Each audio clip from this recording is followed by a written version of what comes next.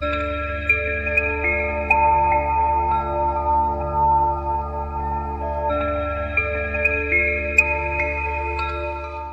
ားချစ်ခင်ဓမ္မမိတ်ဆွေသူတော်စင်အပေါင်းတို့ခင်ဗျာဒီကနေ့မှာတော့မတိမိုက်မားသဖြင့်အရိယာကိုပြင်းမမိတတ်သည်ဆိုတဲ့တရားတစ်ပုဒ်ကိုရွေးထုတ်လို့တင်ဆက်ပေးခြင်းပါတယ်သောတာပန်နဲ့ပုထုဇဉ်ဘာတွေကွာခြားသလဲသောတာပန်နဲ့ပုထုဇဉ်မှာမျက်မြင်အားဖြင့်ထူးခြားခြင်းမရှိပါဘူး၎င်းရဲ့ဉာဏ်အမြင်မှာသာကွာခြားတဲ့လောက်ကွာခြားပါတယ်ဥပမာပုထုဇဉ်နဲ့သောတာပန်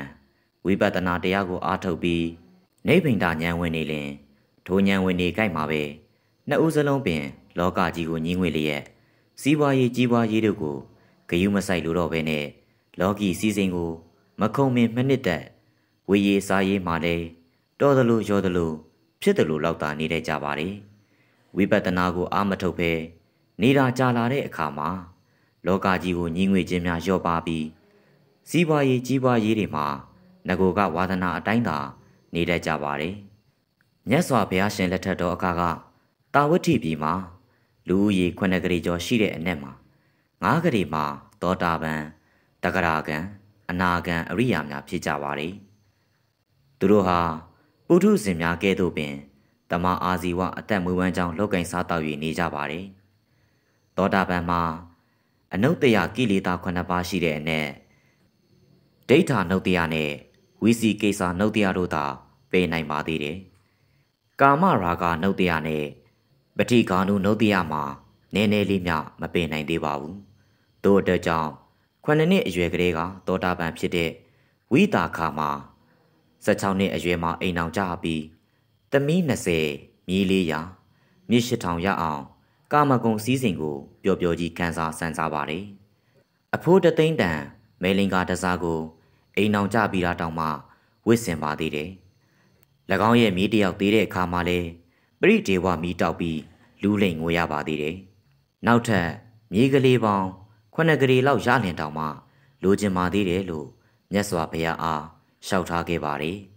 အခုလဲနတ်ပြည်6ထပ်မှာရှိတဲ့အမြင့်ဆုံးဖြစ်တဲ့ဝိတ္တဝရီနတ်မင်းကြီးရဲ့မိဖုရားဖြစ်လျက်နဲ့ကာမဂုဏ်စည်းစိမ်ကိုငြိမ်ငြိမ်ကြီးခံစားဆန်စား၍နေပါတယ်ဒါအပြင်ယခုရှိတဲ့တရားမင်းသည်မြတ်စွာဘုရားရှင်ရှိစဉ်ကသောတာပန်ဖြစ်ခဲ့ပါတယ်နတ်မိဖုရားပေါင်းမြောက်များစွာတို့နဲ့စည်းစိမ်ကိုခံစားလျက်ရှိပါတယ်ဒါအပြင်ယဟန်ဘဝနဲ့တရားအားထုတ်ရင်း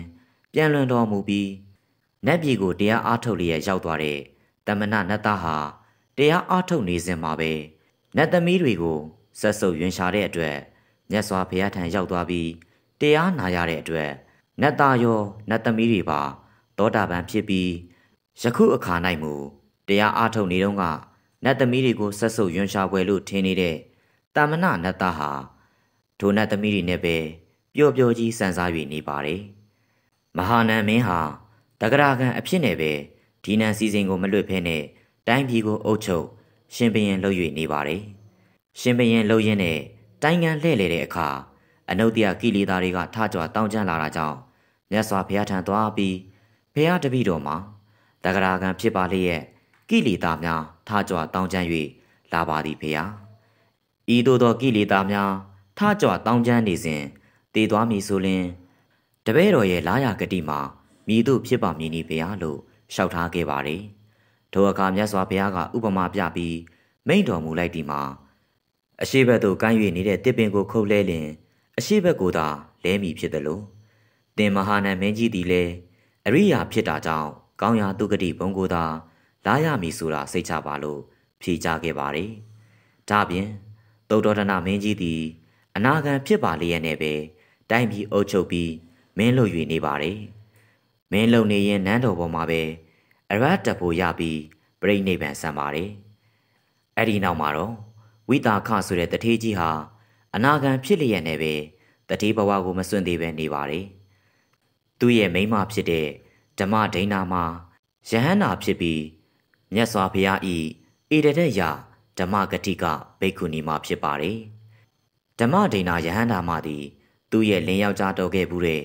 အနာဂံတထေးကြီးရဲ့နေအိမ်မှာရှိတဲ့လမ်းကိုဘယ်တော့မှစွန့်ခံကြတော့မမူပါဘူးတို့အတွက်ဝိတာခတထေးကြီးက ဓမ္မဒိဏယဟန္တာမထံသွားပြီးအခြားသို့စွန့်ခံတော်မမူဝဲသူ့ရဲ့အိမ်ကိုနေစဉ်ကြွပြီးစွန့်ဖုံးပေးတော်မူရန်အိမ်ကိုမကြွလာနိုင်တဲ့အခါမှာစွန့်ကိုအိမ်မှလာ၍ပို့ပြရစီမိမိတို့ရဲ့ပစ္စည်းဥစ္စာများမှာသုံးမကုံဆွဲမကုံရှိနေပါ၍ဘာမှစိုးရိမ်စရာမရှိပါလို့လျှောက်ထားတဲ့အဲ့ဒီအခါမှာဓမ္မဒိဏထေရီဘိက္ခုနီကပြောပြသည်မှာတင်ကအနာဂံကျွန်ုပ်ကယဟန္တာဖြစ်၍နေပေမဲ့မသိတဲ့သူများကတင်နဲ့ကျွန်ုပ်ကိုဟိုတုန်းကလည်းမယားဖြစ်ခဲ့ဘူးတာကြောင့်ကဲ့ရဲ့တကြိုစကားတင်းဆိုကြလိမ့်မယ်အဲ့ဒီအခါအတင်းပြောတဲ့ထိုသူရုပ်မာတို့မှာကျွန်ုပ်တို့ကိုအကြောင်းပြုပြီးအပေလားမှာကိုစိုးရင်ရပါတယ်တို့အတွက်ကြောင့်တင်ဖိတ်သောစွန်းကိုမဆိုထားနေတော့တင်နေသောလမ်းကိုတောင်စွန့်ခံမကြွလို့ပါလို့ပြန်ပြောတဲ့ဤအချက်ကိုထောက်ချင်းအပြင်မြတ်စွာဘုရားရှိစဉ်အခါကယဟန္တာနဲ့အနာဂံများကိုတောင်မှကြံကြံပန်ပန်ကဲ့ရဲ့ပြစ်တင်တဲ့သူများကရှိနေသေးလင်ယခုလိုဝိပတ္တိခေတ်ကြီးမှာဝိပဿနာယောဂီများကမ္မထမ်းဆရာများသောတာပန်များကိုမူကားကဲ့ရဲ့ပြစ်တင်တတ်သောသူများမြည်မြပေါ်မည်ဆိုတာဗေဒင်မင်းနေစရာတောင်မလိုတော့ပါဘူးယခုခေတ်မှာကြော်ကြားတော်မူတဲ့လေဒီဆရာတော်မင်းကွန်းဇေတဝန်ဆရာတော်စွန်လွန်ဆရာတော်ဝေဘူးဆရာတော်တို့အပြင်နာမည်ကျော်ကမ္မထမ်းဆရာတော်များကိုတောင်မှကဲ့ရဲ့ပြစ်တင်ကြသည်ကိုကျွန်ုပ်တို့ကိုယ်တိုင်ကြားပူပါသည်ဘယ်လိုလူကကဲ့ရဲ့တတ်တယ်လဲအရိယာအစရှိတဲ့သူတော်တော်များကိုကဲ့ရဲ့တတ်တဲ့လူများမှာမိမိကိုယ်တိုင်ကကိုယ်ရိဘဟုတုတမရှိဘူးတဲ့သူတွေကျမ်းဂန်ကိုနှံဆန်အောင်မတက်သေးတဲ့သူတွေစာရိုပေစတဇွန်းတစသာတက်ပြီးမိမိကိုမိမိပညာတတ်ကြီးလို့အထင်ခံလိုသူတွေကိုယ်တိုင်ကြံဖန်ပြီးတော့အားထုတ်ပေမဲ့လေထံကတိုင်းမကြ၍မဖြစ်နိုင်တဲ့သူတွေကိုထက်တာမနာလိုတဲ့သူတွေဤလိုလူစားမျိုးတွေကသာကဲ့ရဲ့တတ်ပါသည်အဲ့ဒီလိုဝိပဿနာသမားများနဲ့သောတာပန်များကိုကဲ့ရဲ့ပြစ်တင်တတ်တဲ့သူတွေဟာပြည့်ညတ်နဲ့ပရမတ်ကိုတောင်စာလိုနည်းနည်းပါးပါးသာပြောနိုင်ပေမဲ့ပဋိပန္နိနဲ့ကွဲအောင်ခွဲ၍မပြနိုင်ပါဘူးဒါကြောင့်ကဲ့ရဲ့တတ်ခြင်းသာဖြစ်ပါတယ်ပရိယတ်ပฏิပတ်သဘောမှာစာရိနဲ့ငါရိဖြစ်တာကြောင့်ပရိယတ်သမားတွေရဲ့အယူအဆမှာပฏิပတ်သမားများရဲ့ကိုရိဘဟုတုတအယူအဆနဲ့တချို့နေရာတွေမှာများစွာကွာခြားပါတယ်ပฏิပတ်သမားချင်းတူတာတောင်အဆင့်အတန်းမြင့်သူရဲ့ဘဟုတုတကိုနှိမ့်တဲ့သူကကောင်းစွာမသိနိုင်ပါဘူးဒါကြောင့်ဓမ္မဒိဏယဟန္တာထေရီဘိက္ခုနီကအရတ္တမတ်အရတ္တဖို့နဲ့ပတ်သက်တဲ့စကားတွေကိုပြောတဲ့အခါအနာဂံဖြစ်တဲ့ဝိတာခတထေကြီးကနားမလည်နိုင်ပါဘူးပရိယတ်မှာလဲကျမ်းဂန်စုံအောင်တက်တဲ့ပုဂ္ဂိုလ်နဲ့စုံအောင်မတက်တဲ့ပုဂ္ဂိုလ်တို့မှာကျမ်းဂန်ဘဟုတုတချင်းကွာခြားလာပါတယ်ကျမ်းဂန်မတက်တဲ့ပုဂ္ဂိုလ်အချို့မှာကိုယ်တွေ့ဘူးတာတစ်ခုကိုအမှန်ဆုံးလုပ်ပြီးလှိနံဓာတ်ထစ်ပြောတတ်ကြပါတယ်ပုဂ္ဂလဒိဋ္ဌံကိုဓမ္မဒိဋ္ဌံလုပ်ပြီးပြောတဲ့အခါမှာမှားခြင်းကြီးတရက်ဖြစ်ပါတယ်